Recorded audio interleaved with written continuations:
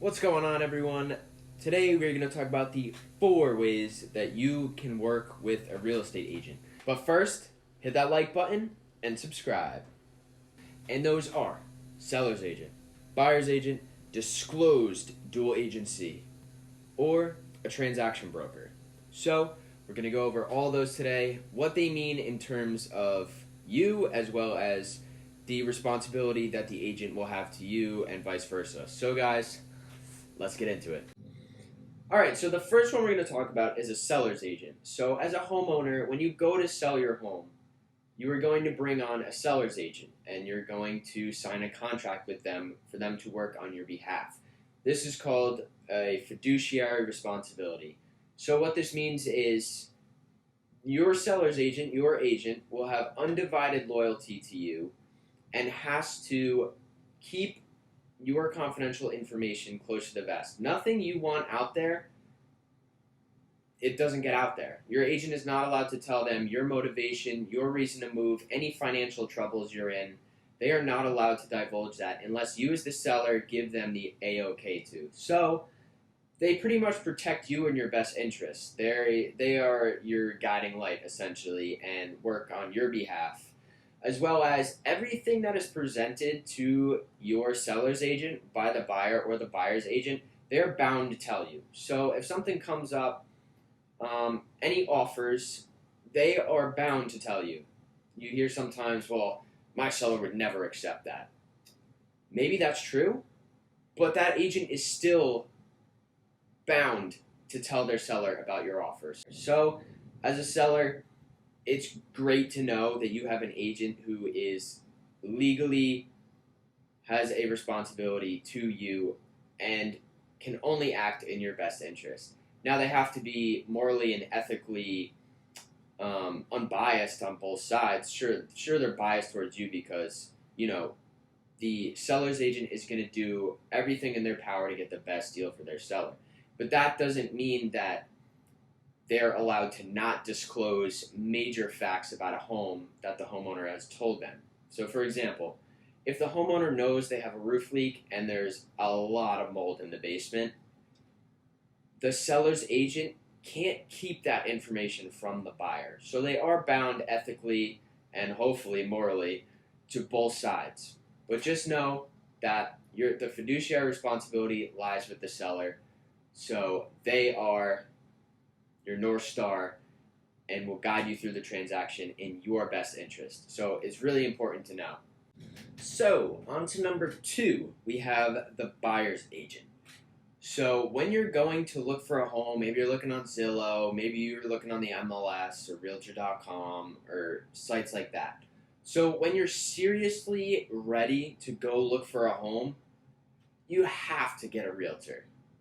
Now, you don't have to, but it is in your best interest to get a buyer's agent. So just like with the seller's agent, a buyer's agent has the fiduciary responsibility to you as the buyer. They're going to act to protect you from anything that comes up, whether it's inspection issues or negotiations. They are there to act on your behalf and your behalf only. Now, the best part is, you ready? They're free. Wait, what? What do you mean they're free? They are free. They get paid, but they get paid by the seller. So when the seller lists a house, they typically will list it for a commission. Correct? Correct. When a buyer's agent brings their buyer to that property, they are getting paid by the seller to bring you to purchase their home. So as a buyer, you don't have to pay your agent a commission.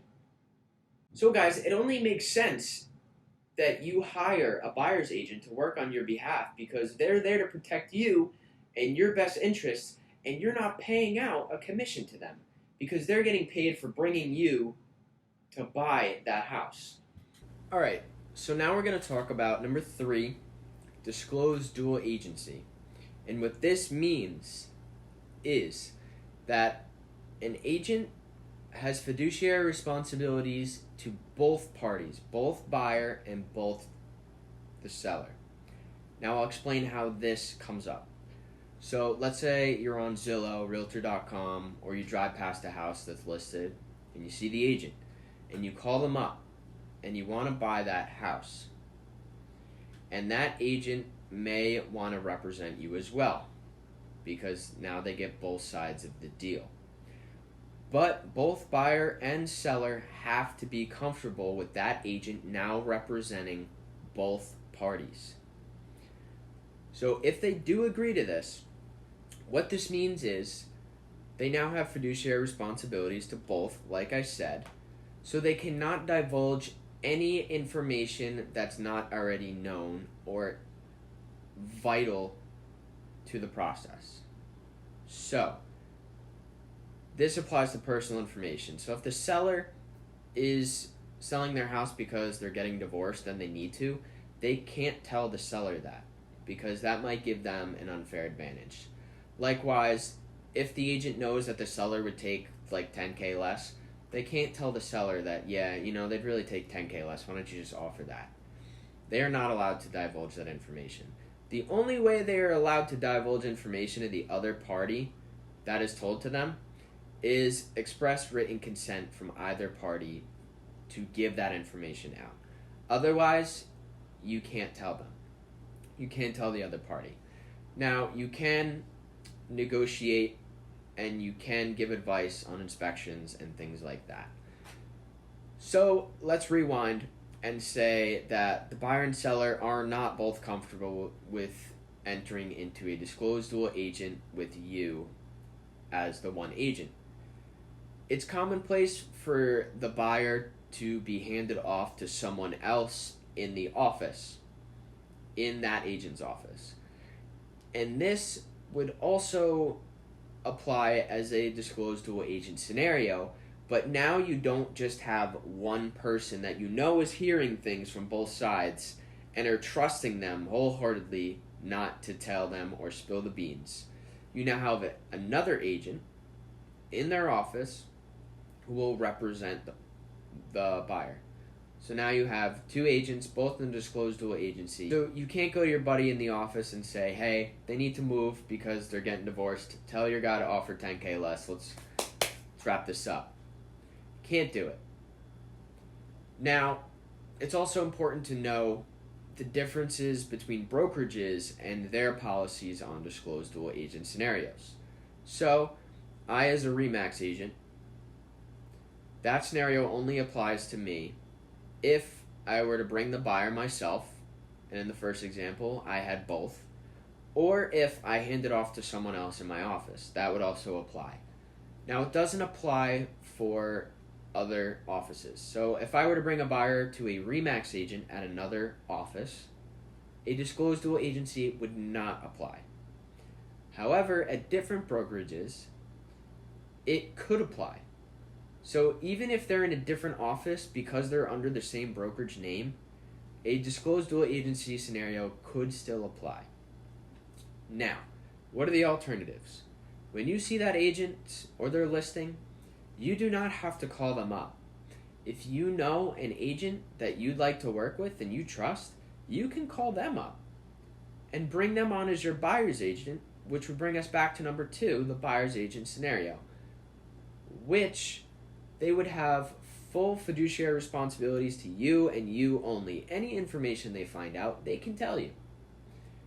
And they're completely unbiased and don't have other skin or relationship in the game, as long as they're in a different office and as long as you know the brokerage policy doesn't apply brokerage-wide. So that's another alternative, and it's another option.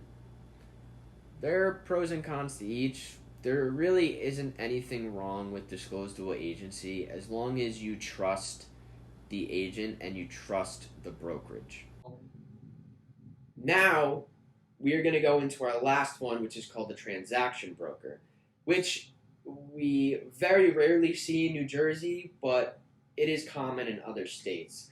And pretty much what that is you act completely neutral. Basically, you're just there to run the process and, give out the paperwork and make sure things are running.